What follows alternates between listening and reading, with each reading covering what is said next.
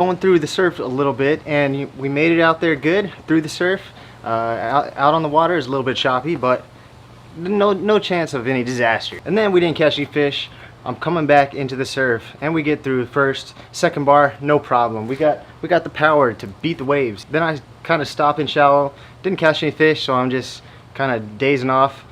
And on the first bar, a wave comes, not paying attention, and even those tiny little waves, they have a lot of power if they get your boat sideways, and we flipped the boat. See that guy? That was underwater for, you know, longer than it should have been. Took her home, tried to flush her out, but no go. She did not start up. But something I've learned from these outboards is they're really not too complicated. They're actually pretty simple machines. I've had a few very minor problems with it so far, but you know what? I just fixed it myself. So I think we might be able to do this too. And maybe if I can't get it, maybe you guys can help me out. So tell me if I'm doing something wrong, but we'll see if we can fix her up right now. Let me tell you what I've done so far. So far, we found water in the oil. So we changed out the oil. We ran maybe a gallon through it. We have taken out spark plugs right here. Went ahead and just took spark plugs out, put a bunch of oil in there, and turned it over with the pull string, and hopefully that saved it from corrosion. Right here we got the carb. I took a look at it real quick. It didn't look like anything was in there, but I don't think I looked good enough because I'm sure there's something in here. Good news is I was able to start her after changing the spark plugs and the oil and everything. Bad news is it runs really rough, and it takes a lot to get it started. So the plan right now, we're gonna open up that carb. Will Coop mess it up?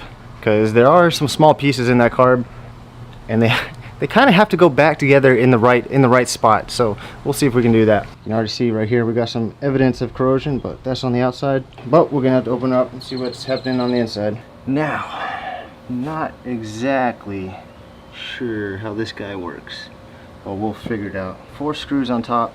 We'll get these 4 screws out. We can open up, take a look at what's inside.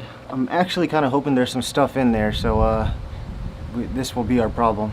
We just clean it up, and then hopefully she'll run good. Yeah, there's definitely some stuff in there. Doesn't look like a lot, but you want the inside of these things to be clean as a whistle, and that's quite a bit. So damn it. All right, we cleaned her up as good as possible. I think we did pretty good. We opened up that whole thing, cleaned it up. There was one screw in there that I couldn't get off, and I didn't want to strip it, so hopefully it's not too important to clean. Well, there it is, gentlemen. She's looking hopefully almost as good as new. Now time for the scary part. We got to give her a little bit of gas and see what happens. Well, here goes everything. Yo, it's freaking idling. Oh, it's almost idling.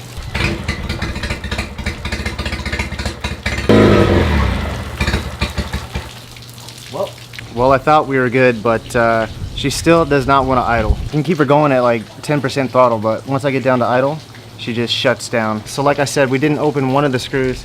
Maybe we're gonna have to go back in there and check that guy out. It runs pretty rough, and it dies in idle, so I feel like it's still a carb thing. I don't know if we're gonna figure this out. Motor's not doing too good, but I love you guys very much. Let me know if you got tips to fix this guy. Rough idle, no idle. We'll see you guys next time. You thought we were done? We're not done till it's fixed. Let me show you where we got stuck before. This little guy right here, this was stuck inside of it, and it was completely frozen. And as you can see, maybe you can see right there, I started stripping it. When I started stripping it, I was like, nope, we're stopping right there. So what did we do? We went out and bought a specialized tool, impact screwdriver. Basically, you jam that in there, give it a good tap with this, and it'll force it to turn. The thing that was in that screwdriver is one of the jets. I can't remember if it's high speed or low speed. And basically what this does is lets the fuel through, and the fuel goes through these little holes. And I'm looking at it, and some of these little holes are like completely filled up. Let's clean it up, let's put it back together, and let's let her rip one more time. All right, man, time to see if we actually did it. All right, let's do it. Let's see if we got them.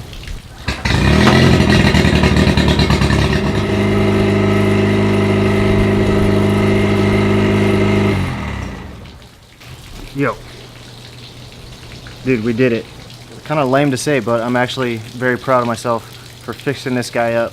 You think working on motors sounds a little bit daunting, but with the little outboards like this, pretty easy. I don't know if it gets harder. I'm sure it does. If you got a little outboard, I suggest opening up, trying to clean it yourself. It feels good, man. It feels good to fix. Now, we did mess up this guy by going through the surf.